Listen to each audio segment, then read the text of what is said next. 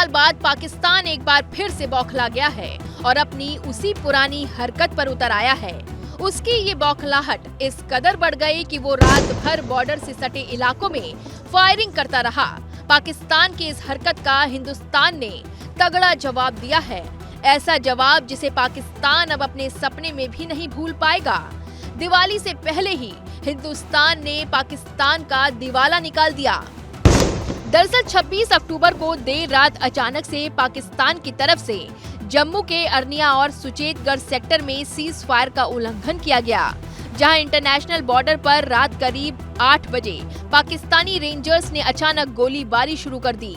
Arniya sector में कई चौकियों को निशाने पर लेकर पाकिस्तान की तरफ से फायरिंग की गई। इस गोलीबारी में बीएसएफ का एक जवान और एक महिला घायल हो गई। वहीं फायरिंग होने के बाद सीमांत इलाकों के लोगों में दहशत है, क्योंकि करीब 2 साल बाद पाकिस्तान की तरफ से इस प्रकार से फायरिंग की गई है। हालांकि पाकिस्तान की इस हरकत का हिंदुस्तान ने उसे मुंह तोड़ जवाब दिया है। जानकारी के मुताबिक गुरुवार रात करीब 8 बजे पाकिस्तान की तरफ से एकदम से बीएसएफ की पोस्टों को निशाना बनाकर फायरिंग शुरू कर दी गई। चिनाज, विक्रम, जाबोबाल इलाके में फायरिंग की गई। पहले तो कुछ देर तक बीएसएफ की तरफ से कोई जवाब नहीं दिया गया, लेकिन जब पाकिस्तान की तरफ से फायरिंग तेज हो गई तो बीएसएफ ने उसे तगड़ा जवाब दिया। पाकिस्तान की तरफ से बॉर्डर से सटे इलाकों में की गई फायरिंग के बाद के कई वीडियो भी सामने आए हैं, जहां दीवारों पर गोलियों के निशान, मोर्टार पड़े हुए मिले। इससे घरों की दीवारें तक ढह गईं। गोलीबारी के बीच स्थानीय लोगों को रात भर बंकर में रखा गया।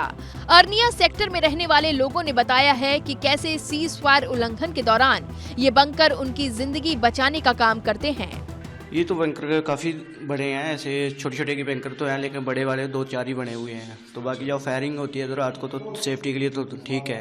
बाकी पीछे 2-4 साल से फायरिंग नहीं हुई है तो काफ़ी ठीक था, लेकिन अब अचानक रात से फायरिंग शुरू हो गई है। तो इधर आए तो थे, लेकिन यहाँ पे जो पानी भी था, लेकिन पता नहीं था फायरिंग के लिए, तो खड़े होकर किसी ने तो रात निकाली है। तो बाकी ठीक ही है, भगवान का शुक्र है कि सब ठीक ठाक। स्क्रीन पर नजर आ रही इस महिला का नाम एकता है, जिनका घर आरएसपुरा के अरनिया में है, जो पाकिस्तान की गोलीबारी में बुरी तरह से क्षतिग्रस्त हो गया है। उन्होंने रात की आपबीती बताई, कैसे अचानक से गोलीबारी शुरू हो गई। पहले छोटी छोटी हो रही थी फायरिंग, जब बड़ा गोला पड़ा सबसे पहले इधर हमारे घर पे ही पड़ा। अच्छा, यहाँ पर? हाँ, उसके नुकसान उसी से हुआ। ये लगभग कितने बजे यहाँ? ये कोई 8 बजे के करीब हुआ, 7:45 बजे स्टार्ट हुआ था, 8 बजे के करीब पड़ा गोला। तो आपको लग रहा था कि यहाँ गिर जाएगा, तो आप अंदर थे सारे? नहीं, कोई मालिक की दया से हम अंदर चले गए। मेरे को नहीं पता था ये होना है कि ये नहीं होना। मैं अंदर चले गई थी अपने रूम में। जब रूम में गई तो इतनी देर में गोला पड़ गया इधर। आप मतलब यहीं पे थे, किचन में ही थे? नहीं, मैं इस रूम में बैठी हुई थी।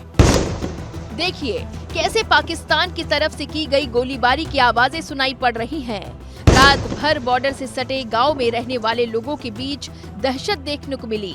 अरनिया में सीमावर्ती गांव बुल्ले चक के सरपंच देवराज चौधरी ने बताया है कि करीब 6 साल बाद पाकिस्तान की ओर से बीती रात उनके गांव को निशाना बनाया गया।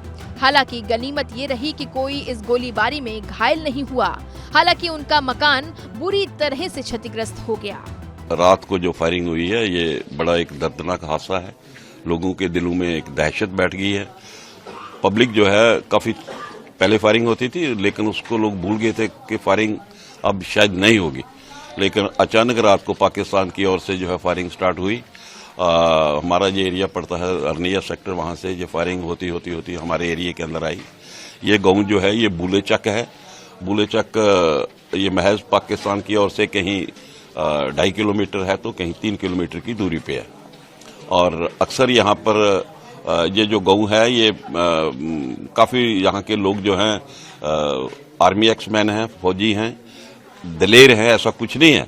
लेकिन जिस परिवार के अंदर ये फायरिंग ये शेल गिरा है, इनका बहुत ज़्यादा मैं कहूँगा कि नुकसान भी हुआ है।